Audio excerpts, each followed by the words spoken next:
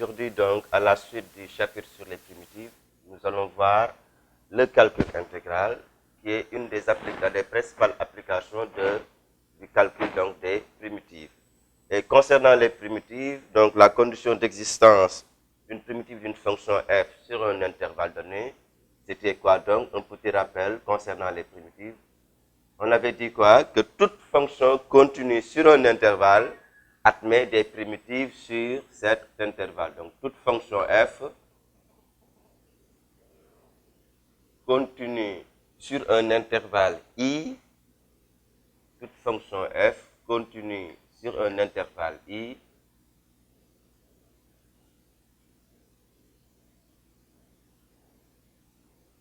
admet des primitives sur i. Donc, toute fonction continue f sur un intervalle i admet des primitives sur i. Par conséquent, on va considérer donc deux primitives de cette fonction f. Donc, soit grand F et grand G, deux primitives de f sur i.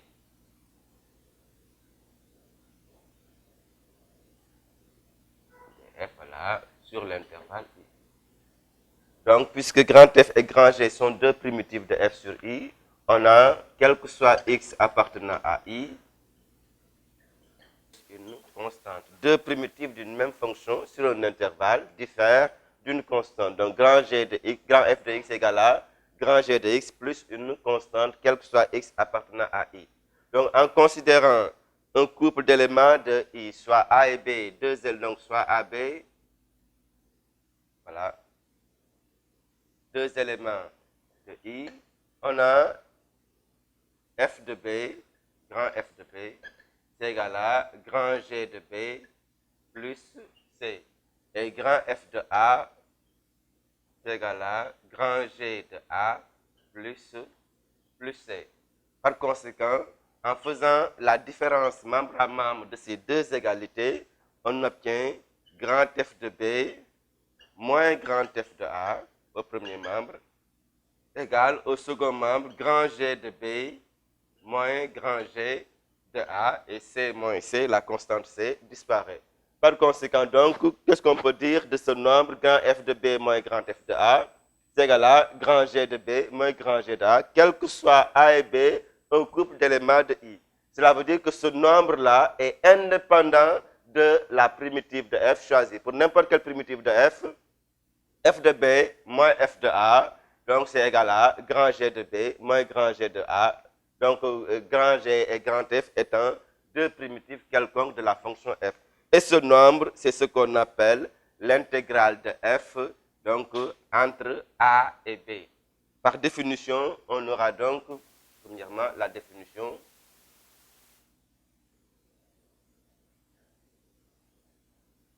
On se donne f une fonction continue sur un intervalle i.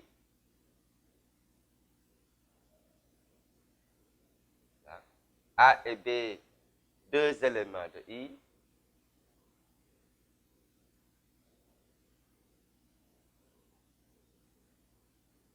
Donc, le réel f de A moins f de B est indépendant, donc est grand F une primitive de petit f sur I.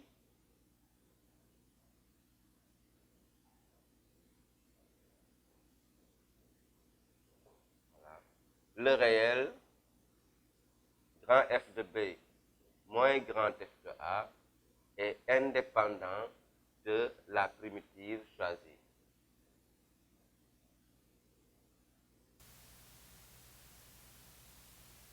Et ce réel est appelé intégrale de A à B, donc de F. Et ce réel est appelé l'intégrale donc de F de la fonction petit f entre les bornes A et B. Et il est noté, donc ce réel, intégrale de A à B de f de t dt. Et par définition, cette intégrale de a à b de f de t dt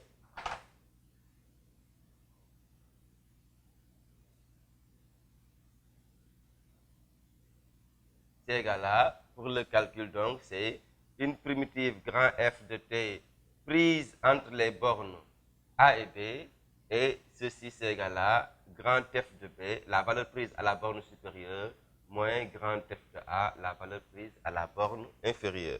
Et donc, voilà la définition d'une intégrale d'une fonction f continue sur un intervalle. On lit intégrale de a à b de f de t dt. Et par définition, c'est égal à grand F de t, où grand F c'est qui? Grand F est une primitive de petit f sur l'intervalle i.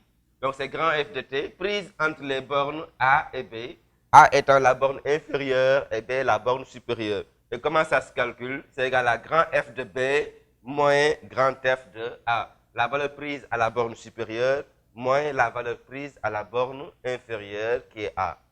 Et cette variable t, qu'on appelle la variable d'intégration, n'intervient pas dans le résultat final. Donc cette variable t n'influe pas sur le résultat final. C'est pourquoi cette variable est appelée une variable muette. Donc t, en remarque, voilà, la variable t, donc qu'on appelle la variable d'intégration,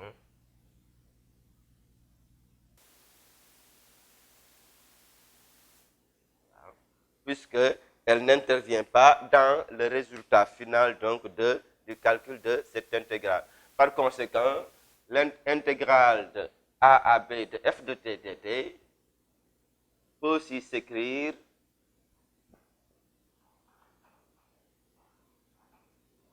donc à la place de la variable t, on peut mettre n'importe quelle autre variable. Donc intégrale de a à b de f de t dt, c'est aussi égal à intégrale de a à b de f de u de u, c'est aussi égal à intégrale de a à b de f de x de. Donc la variable d'intégration n'intervient pas sur le résultat final, n'a aucune influence sur le résultat final. Donc c'est pourquoi on l'appelle une variable muette.